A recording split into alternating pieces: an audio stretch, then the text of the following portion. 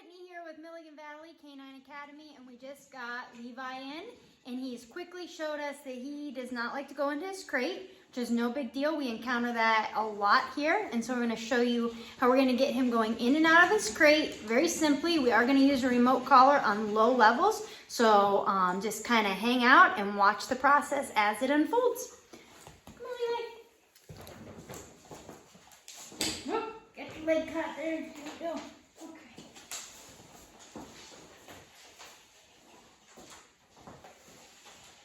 So you see, he's got the brakes on, he's not going, doesn't want to go. All right, so I got my lovely assistant over here, Natalie. She's going to help me. And then what we've done is we also got a new dog over here whining, so hope that's not too loud. What we're going to do is we're going to use this long line to pull. She's going to pull the dog in as I'm hitting the low level here on his working level, and we're going to teach him that he doesn't get to argue about this, right? So I'm actually not going to touch the dog at all, and so I'm going to say kennel, I'm going to use my working level, and then she's going to guide him in, and it'll be way less of a bar fight. Kennel. Good. And then you stop hitting the button. He goes in, shut the door.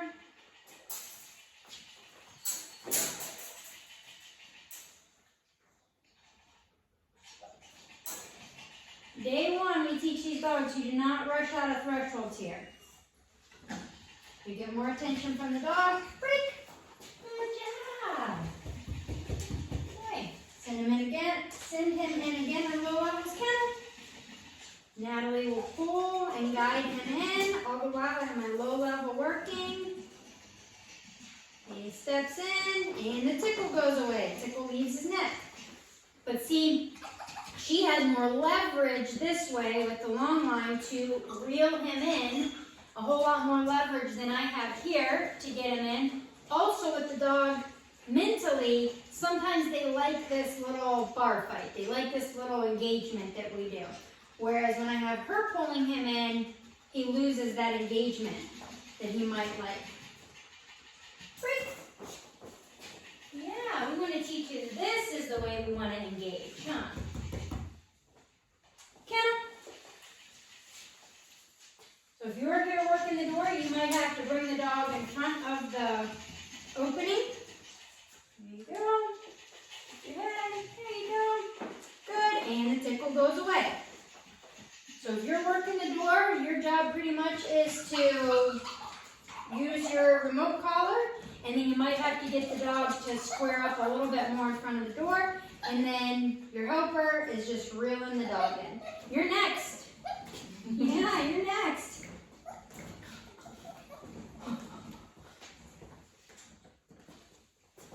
Break.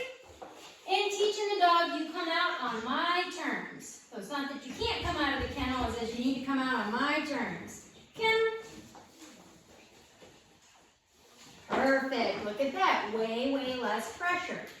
Ultimately, guys, we want the dog going in with little to no leash pressure, and we want the dog going in with remote pressure. We want him learning that if he wants this little tickle to go off of his neck, then he needs to walk into his crate. Break. Good job. Kennel. Perfect. Look at you. And then we'll shut the door sometimes. And we'll unlatch it. Very good. Good job. Kennel. Very good. Look at that. Look at that. Break. Good. We'll start him away a little. Start him this time a little further away. Good job. Kennel. Kennel. Go ahead and give a little bit more. There we go. Kennel. Good. So what I want to do is I want to make this less about me being right here imposing on the dog, you will go into your kennel. I want it to be way less about that. And I want it to be more about, hey, dog, go to the kennel. No matter where I'm standing in the room, go to the kennel. And that's how you'll make the tickle go off of your neck. Break. Good job.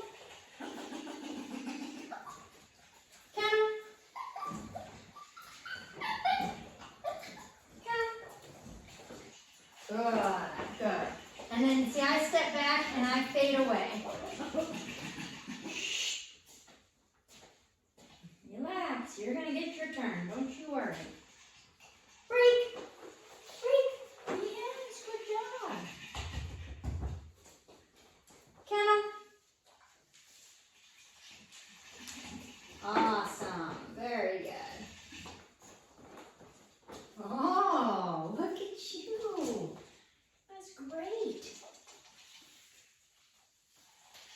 Break. Break. Yeah, good boy.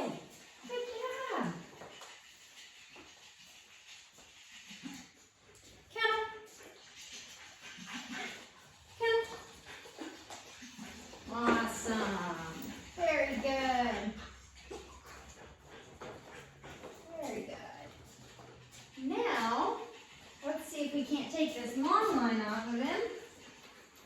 Put him on a slip lead.